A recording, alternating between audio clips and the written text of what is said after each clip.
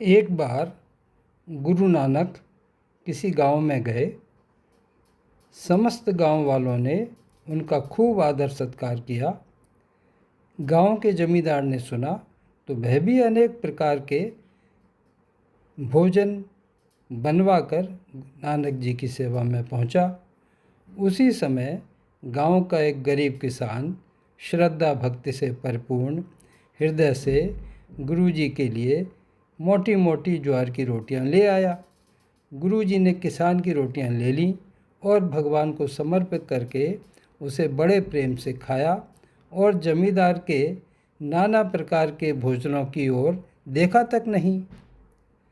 जमींदार मन ही मन क्रोधित हो रहा था। उसने इतने सुंदर पकवान और मिठाइयाँ रसोइये से बनवाईं और गुरुजी ने उनकी ओर देखा तक नहीं।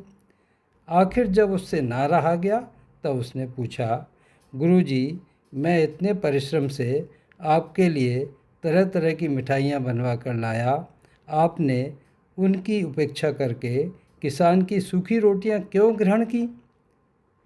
गुरुजी ने कहा, तुम अपनी रोटियाँ इधर लाओ। फिर उन्होंने जमींदार की रोटी को निचोड़ा तो उसमें से खून की बूंदें टपकने लगीं। लोग यह चमत्कार देखकर चकित रह गए। उसके बाद उन्होंने किसान की रोटी को निचोड़ा। जनता ने देखा कि उसमें से दूध की बूंदें टपक रही हैं। गुरुजी बोले, यह रक्त की बूंदें उन गरीबों की हैं जिनसे जुल्म, अत्याचार, मारपीट, बेईमानी और हिंसा के द्वारा यह रुपया लूटा गया है। यह धन अधर्म से इकट्ठा किया गया है। दूसरी ओर इस किसान ने धूप में कठोर परिश्रम और मेहनत करके असली पसीने की कमाई से यह सूखी ज्वार की रोटियां बनवाई हैं। इसका पैसा सत्य, न्याय और धर्म के अनुकूल है। ऐसी कमाई में ही समृद्धि और लक्ष्मी का निवास है। जैसा भाव होता है वैसी ही बुद्धि बनती है। जैसी बुद्धि होती है वैसा ही अन्न कमाया जाता है। जैसे उपायों से अन्न कमाया जाता है उसमें वैसे ही गुण अवगुण आ जाते हैं। इसलिए पाप की कमाई से मुक्त रहो तथा मेहनत और ईमानदारी की असली कमाई करो।